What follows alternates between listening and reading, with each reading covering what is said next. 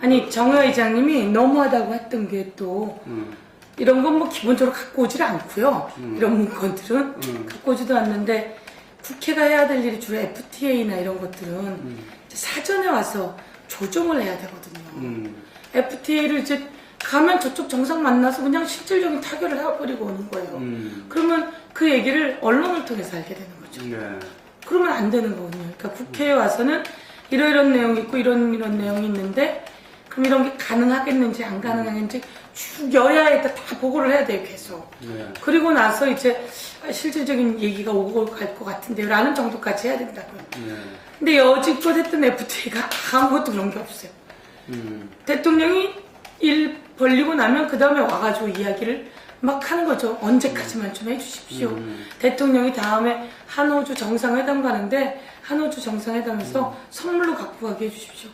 대한민국 국회가 이 중요한 대한민국의 모든 경제, 농민, 어민, 축산인, 그리고 또 뭐 서비스업, 그리고 중공업, 그 다음에 뭐 대기업 다 있잖아요.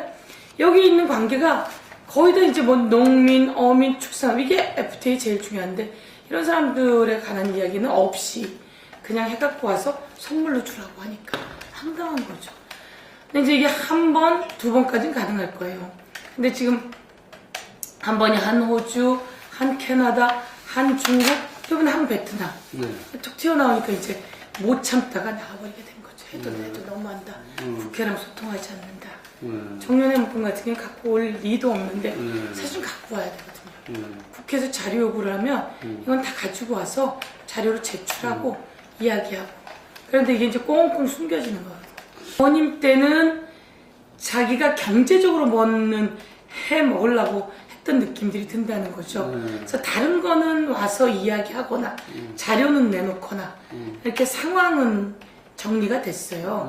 그런데 지금은 이제 군림한 상태에서 여당에게도 지시가 되면 여당이 그냥 뭐 꼼짝 못하고 움직이는 거죠. 예를 들면 지난번에 정부조직법도 그랬습니다. 정부조직법이 뭐 국민안전처를 만드는 거잖아요. 국민안전처 장관을 벌써 내정해놨다는 거예요. 그래서 그 정부조직법을 그대로 가야 된다는 거죠. 근데 정부조직법에 해경 해체하고 소방청 해체하고 이랬는데 저희가 이야기하면서 여당도 그게 말이 안 되거든요. 다시 다 정리해가지고 이름만 바꾼 정부조직법이었어요. 근데 이제 대통령도 그렇게 이름만 바꿔서 밑에 내용은 이제 다시 다 보강이 됐는데 그렇게 통과되면 또 통과된 줄 아는 거죠. 그리고 정부 여당은 그 법을 통과시켜야 돼. 하지 않으면 막 오금이 저리는 거죠. 이번에 이제 공무원 연금 개혁안도 대통령이 얘기하니까 저렇게 가는 거예요. 근데 새누리당에서는 저연금에 저연봉 받는, 저연봉에 저연금 받는 공무원들 건드리면 안 된다. 라는 게 그들의 생각이고. 그리고 이것이 잘못하면 자기네 늪으로 빠지는 블랙홀이라고 생각하고 있거든요. 그런데 이제 대통령이 밀어붙이니까 이런 식으로 꼭두각시처럼 가게 되는 건데 이게 좀 지나면 불만이 차오르게 되는 거예요. 제가 국회의원 되기 전에는요. 갖고 있는 장점이 있다고 생각했습니다. 그리고 장점은 있어요. 그래서 대통령까지 올라가게 되는데요. 그러니까 자기 소신이 있으면 그것을 끝까지 밀고 나가는 그 뚝심이라고 할까? 이런 부분들이 좋은 경우가 될 때는 뚝심이 될 수 있는데요. 지금처럼 소통해야지 되고 국민에게 알려야 되고 국민에게 보고해야 되고 그다음에 국민이 말하는 걸 듣고 좀 바꿔야지 되는데 이 뚝심이 지금은 고집불통으로 변해버리니까 제일 특이한 부분은 그것 같아요. 뚝심이냐 고집불통이냐. 대통령이 될 때는 그 뚝심이 고집불통이라고 보일 때 잠시 인혁당 사건이나 이럴 때는 확 바꾸잖아요. 사과하고 그 다음에 잘못했다고 하고 그 정말 중차대한 대통령이 되느냐 마느냐 시점에서는 잠시 그렇게 해서 대중이 그러면 다시 믿어보자 라고 했는데 대통령이 되고 나니까 더 이상 뭐 바꿀 게 없는 거죠. 그러다 보니까 이 고집불통의 아집에 그리고 화가 나면 그 화를 풀지 못하는 성격인 것 같아요. 화가 난 모습은 변하지를 않는 거죠.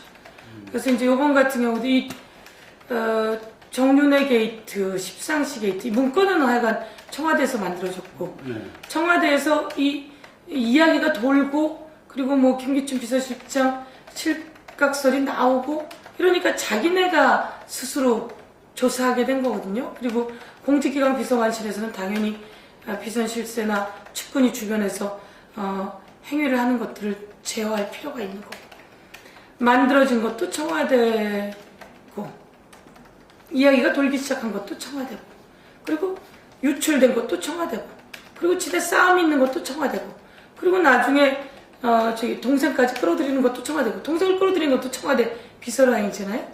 7인회가 있다고 만들어내는 것도 청와대고. 이제만은 연락한 적 없다 그랬는데 바로 자기 입으로 정윤회가 전화가 와서 조홍천한테 연락 좀 하라고 해라 라고 했다고 해서 자기 스스로 연락했다는 걸 인정하고, 정윤회 같은 경우에는 대통령은 정윤회 그 사람은 내 곁을 떠난 지 오래다 라고 얘기했는데 정윤회는 대통령으로부터 감사 전화를 받았다는 것이고, 그리고 뭐 회유가 없다고 이야기를 했는데 바로 다음날 바로 한경희 부인이 회유가 있었다고 얘기를 하고, 앞뒤가 안 맞고 삐그덕거리면 아이쿠야 놀래라. 그런데 동생까지 나오게 되면 대통령이 우선 국민 앞에 사과를 해야죠. 근데 하지 않잖아요.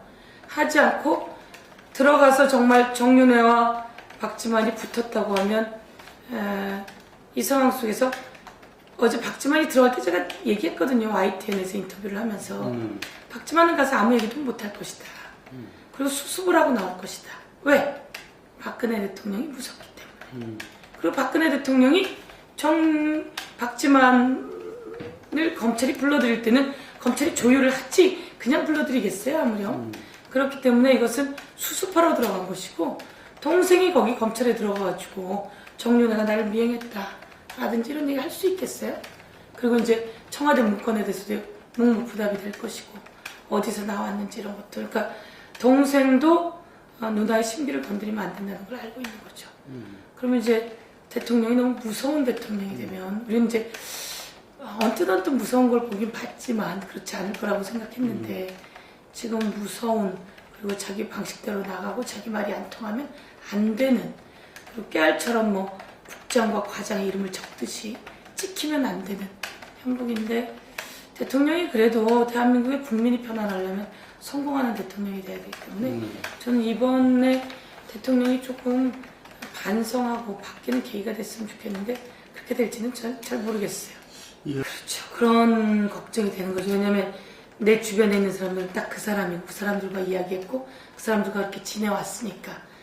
근데 3인방은 저는 이제 이런 시점쯤 되면 정리해야 된다고 생각하고요. 김기춘 비서실장도 마찬가지로 김기춘 비서실장이 실세인 줄 알았더니 실세가 아닌가 봐요.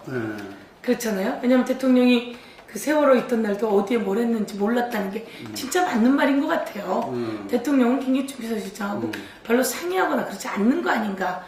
우리는 기춘대원군인 줄 알았는데 그래도 능수능란한 기춘대원군이 온갖 거에 개입하면서 그러나 보다 그랬더니 그것도 아닌 것 같고, 젊은 3인방이 이 부분을 좌우지하는 것 같다.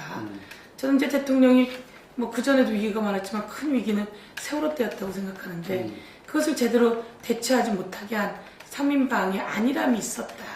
그리고 이제 정윤회 씨가 그때부터 약간 뭐 이야기가 계속 돌고 도는 거 아니겠습니까?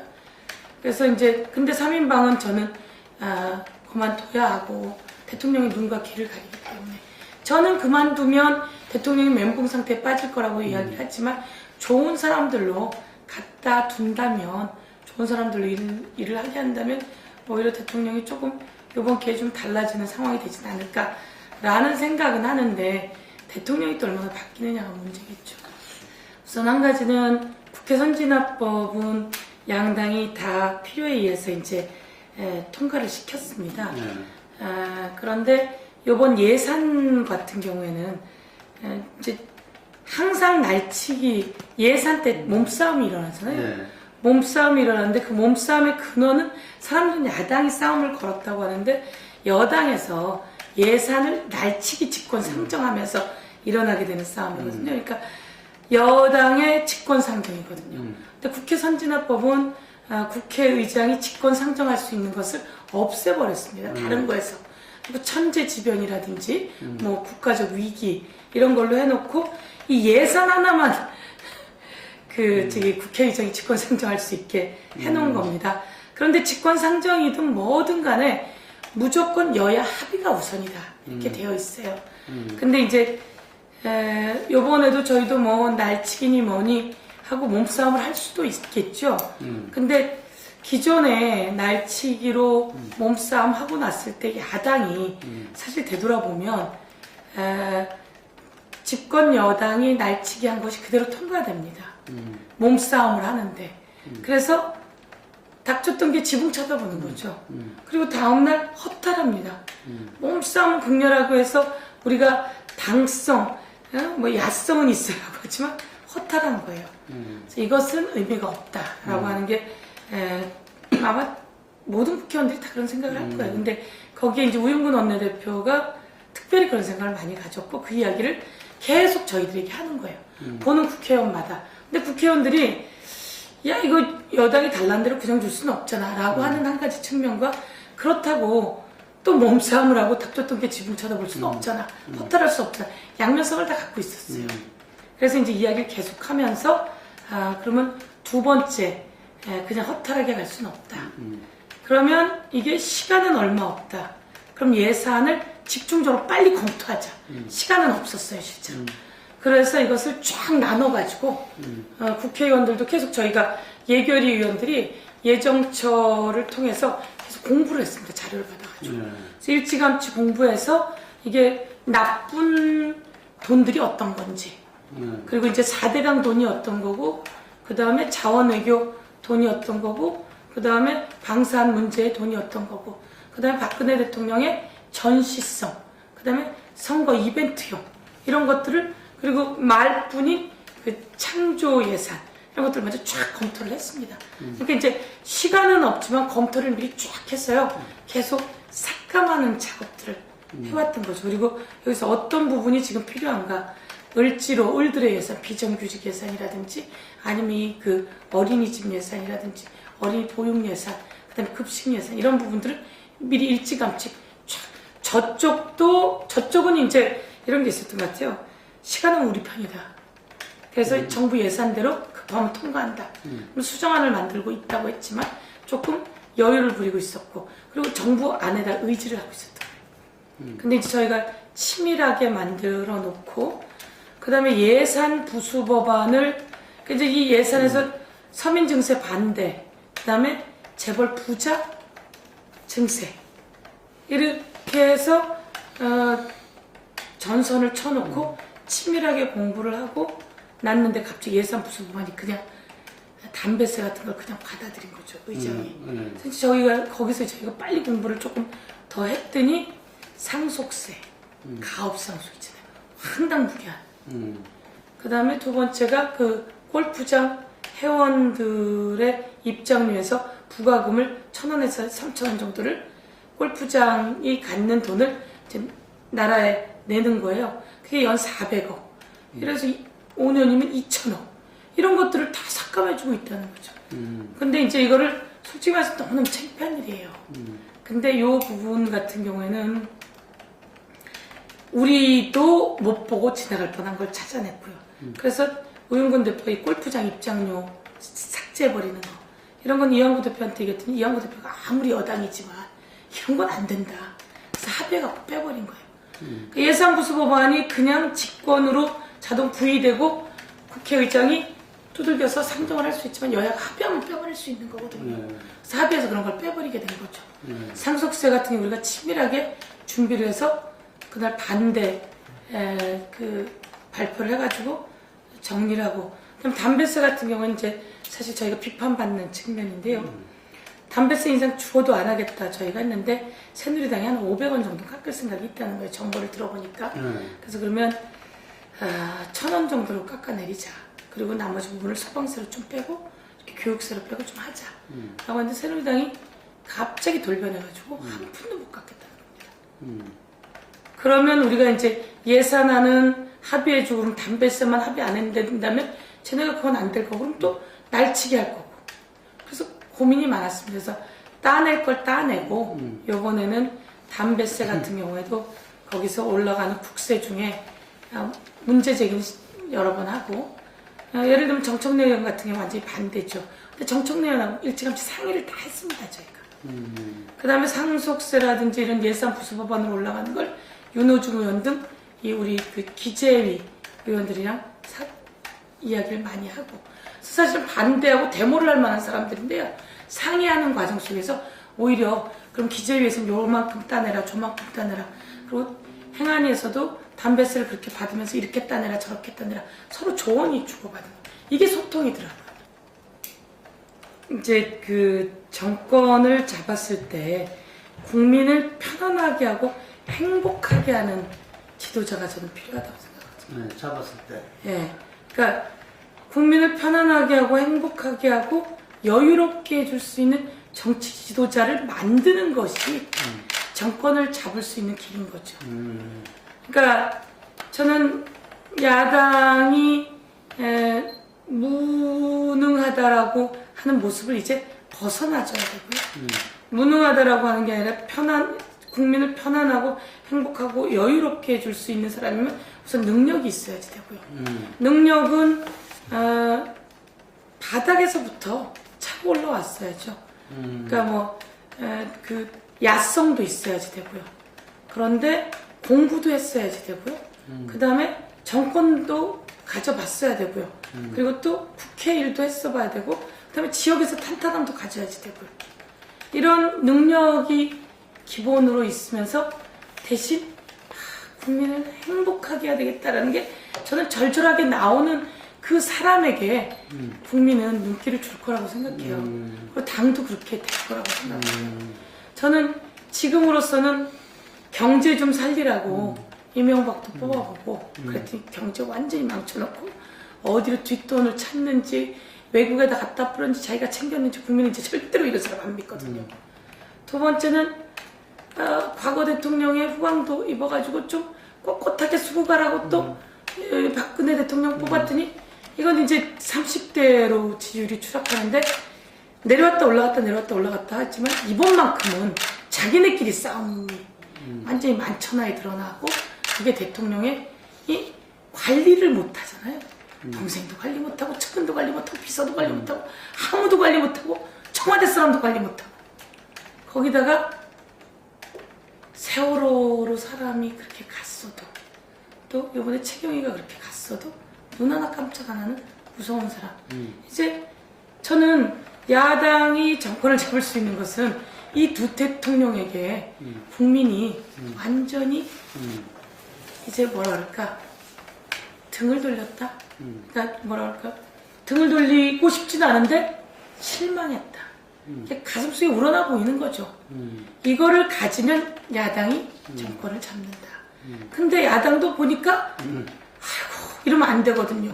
이럴 때일수록 요번에 이제 뭐 예산도 그냥 합의를 본 게 아니라 치밀하게 앞으로 더 치밀하게 준비를 해야 되죠. 세월호법도 계속 유가족 만나고 더 만나고 더 이야기하고 이러면서 할 수 있는 만큼 해가지고 통과를 시키는 거예요. 그러니까 잠을 들 자야 돼요. 잠도 들 자야 되고요. 더 부지런히 움직여야 되고 더 많은 시간을 할애해야지 되고요. 나에게 월급을 준 이 국민이 너무너무 고맙다는 생각으로 받기를 그렇게 하면 그 사람이 지도자로 저는 등극할 거라고 생각해요. 그러면서 이제 우선 정권을 만들어줄 사람은 1순위의 조건은 이명박 박근혜 정권이 다른 당으로 시각을 돌리게 하는 1등 공신이 될 것이다. 그런데 이것만으로는 절대 안 되고, 아까 말씀드렸듯이 국민을 행복하게 해주고 싶고요. 국민을 편안하게 해주고 싶고요. 국민에게 여유롭게 해주고 싶고요. 자신감을 갖게 해주고 싶고요. 이런 것들을 그동안 이제 뭐 정치해오면서든 아니면 요번에 전당대회를 하는 과정에서든 그런 지도자가 보이듯 이러면서 국민이 시각을 돌릴 것이고요. 그 다음에 이 당이 이제 찢어지지 말아야죠.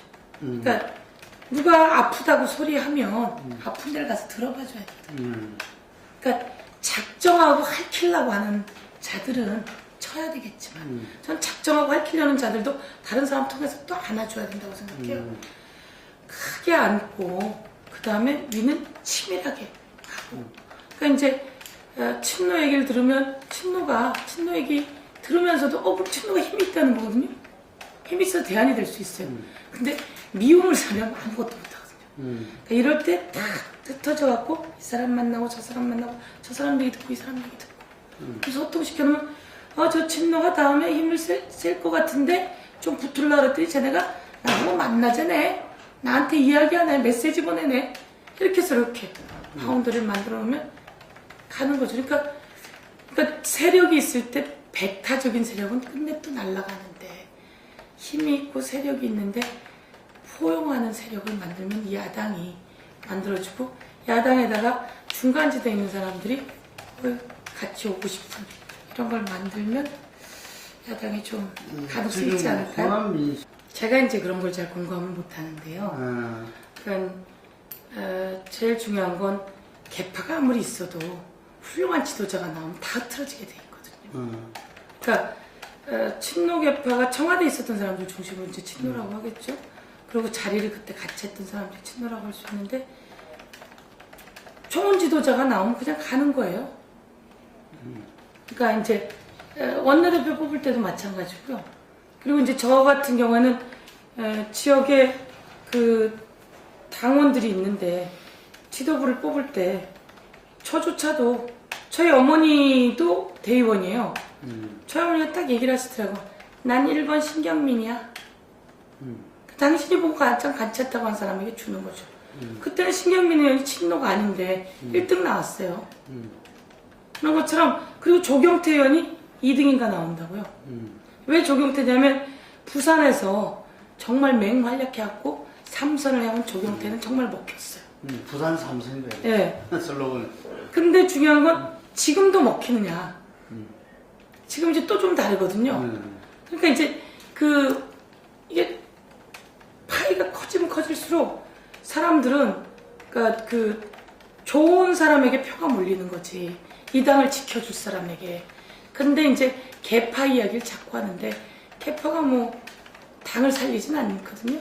그래서 자기네가 자리가 필요할 때 개파로 갈지언정, 저는 좋은 지도자가 나오면 개파는 무너진다고 생각해요. 그리고 이 개파 저 개파 하는데 제가 보기엔 제일 큰 개파는 반친노 개파가 제일 커요. 왜 싸우는지 모르겠어요. 대한민국의 국민은 너무나 선하십니다. 급식을 주면 급식을 줘서 고맙다고 하고요. 어린이집 보육료를 주면 보육료를 줘서 고맙다고 하고요. 그리고 할머니 할아버지들에게 노후자금을 주면 그걸 줘서 고맙다고 하고요. 중요한 건 누가 주는 게 아니고요. 바로 국민 여러분이 생활하고 활동하시고 일하시면서 낸 세금, 그것을 알뜰살뜰 다시 돌려드리는 겁니다. 국민이 선한 만큼 정치가 선했으면 좋겠습니다. 국민이 힘든 것이 무엇인지, 국민이 왜 눈물을 흘리는지, 국민이 일자리가 없어서 왜 가슴을 답답해하는지, 그렇게 힘들어하는 것을 해결해주는 곳이 정치입니다. 1% 특권이 아니라 99% 서민을 위한 정치. 그것은 서민들이 세금 내주고 서민들이 언제나 갈 길을 제시해주고 있습니다. 저희들이 하는 정치는 서민들께 묻고, 국민들께 묻고, 국민들이 이렇게 하면 편안한가? 국민들이 저렇게 하면 답답한 가슴 해소될 수 있을까? 이런 기반하에서 정치를 할 때 제대로 된 정치를 할 수 있다고 생각합니다. 사랑하는 국민 여러분, 저에게 정치할 수 있는 기회를 주셔서 고맙습니다. 이 기회, 제가 100배, 1000배, 아니 10,000배로 돌려드려야 할 임무가 저에게 있습니다. 더 일찍 일어나고, 더 늦게 자고, 더 공부하고, 더 많이 뛰어다녀서 국민 여러분을 만나고 거기서 듣는 이야기를 정치와 정책 그리고 제도로 만들어내도록 하겠습니다. 국민을 위한 정치, 그것이 아니면 국민으로부터 외면받는다는 거 정치인들이 알고 있습니다. 국민 여러분 잘 복무하는 정치인이 되겠습니다. 언제나 대한민국 99% 서민들의 든든한 백이 되겠습니다. 고맙습니다. 화이팅!